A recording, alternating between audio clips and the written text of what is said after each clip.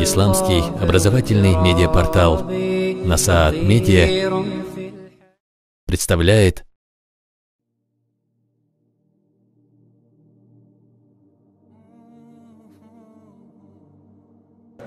«Как брать омовение, если я не могу отодрать клей, прилипший к руке?»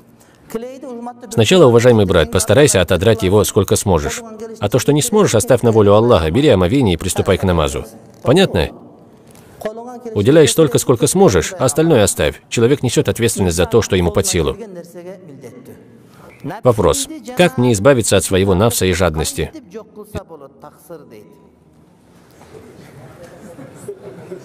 Избавление от своего нафса означает избавление от своей собственной души.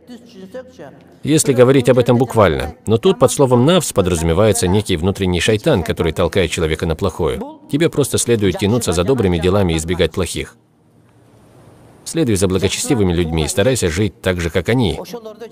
Если будешь так делать, постепенно ты сам станешь таким же, как и эти люди. И еще, если ты начнешь анализировать все свои плохие поступки и станешь избавляться от них так же, как это делал бы пророк, мир им и благословение Аллаха, то со временем все у тебя наладится. Кроме этого, всегда контролируй себя. Как это делать? Просто прежде чем что-то сделать, подумай, на меня сейчас смотрит Аллах. Стоит ли мне это делать? Когда я учился, у нас был такой шейх Тарик. Мы все время его мучили, говоря: «Учитель, покажи нам путь тариката. Мы хотим быть из тех, кто идет по этому пути». Мы все время его об этом просили, но шейх всегда отмалчивался. А потом я понял, оказывается, тарикат не достигается чтением каких-либо книг. Он достигается только тогда, когда ты поживешь, увидишь все это своими глазами и узнаешь это, исходя из опыта. И как-то раз кто-то у меня спросил: «Устаз, вы из какого тариката?» А я ответил: «Тарикат Тарика». Почему я так сказал? Потому что этот человек старался обучить нас тому, что он сам увидел и испытал в своей жизни. Например, каждую пятницу у нас проходил маджлис, то есть заседание. И на одном из них он собрал нас и сказал: «Ребята, давайте сделаем так.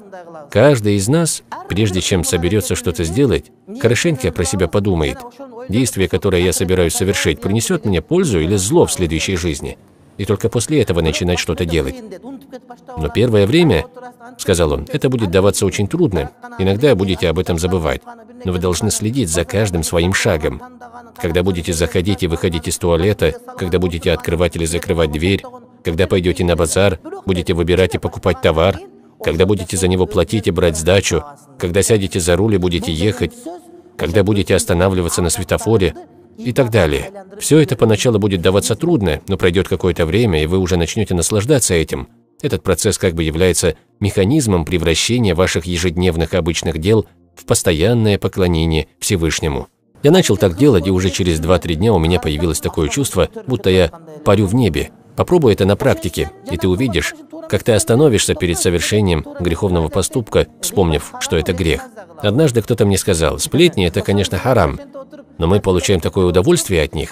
Таким образом, вдаваясь в сплетни, дальше больше вы начинаете переходить и на другие грехи. Но так быть не должно. Пророк нам что говорил?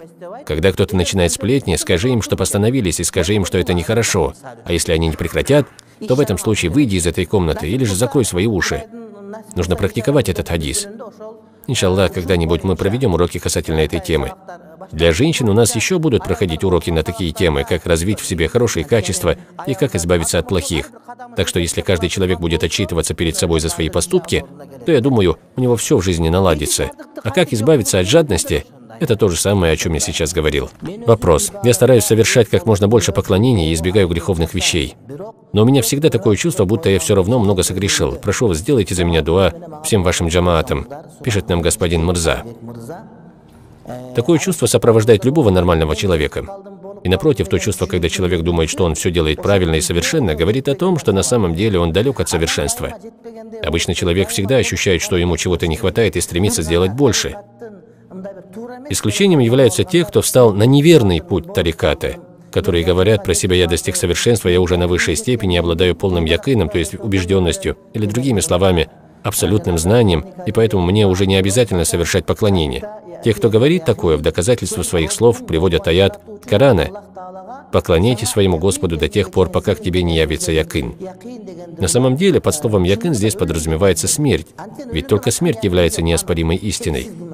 А эти люди понимают якин как высшую степень учености, достигнув которой человек становится полностью своего рода святым, которому гарантирован рай, а посему уже не нужно молиться или держать пост. Несомненно, те, у кого слабые познания в религии, в конце концов присоединятся к таким ошибочным группам и впадают в заблуждение. Вопрос. Иногда мои знакомые занимают у меня деньги по 50 сомов, по 100, по 200, а потом забывают и не возвращают. Я ведь могу от чистого сердца простить им долги? Мой друг говорит, что я должен требовать у них вернуть, но я стесняюсь требовать. Можете. Вы не должны сильно беспокоиться по этому поводу. Если вы их простите, это очень хорошо. Сегодня вы кого-то простите, а завтра вас кто-нибудь простит. Здесь говорится: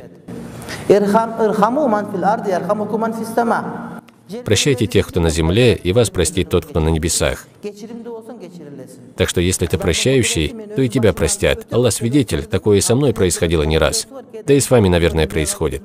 Когда вы делаете кому-то добро и не ждете от него награды, Аллах непременно пошлет вам благо, откуда вы и не ожидаете. Потому что Он Господь наш всех.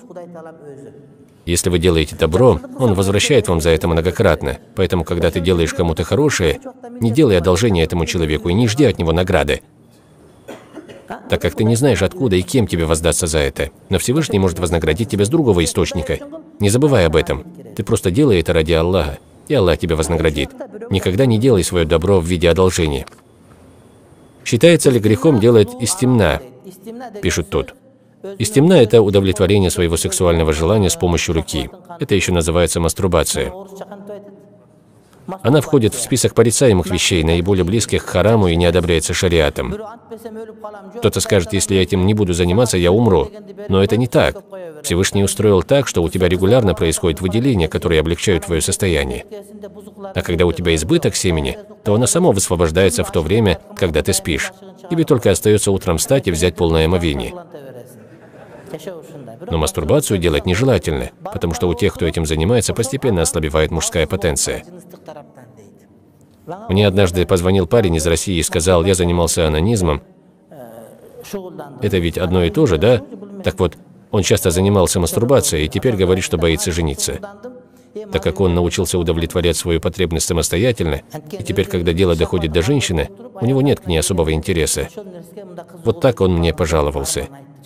Именно поэтому-то и считается близким к хараму, и лучше этим не заниматься. Без этого можно как-то прожить.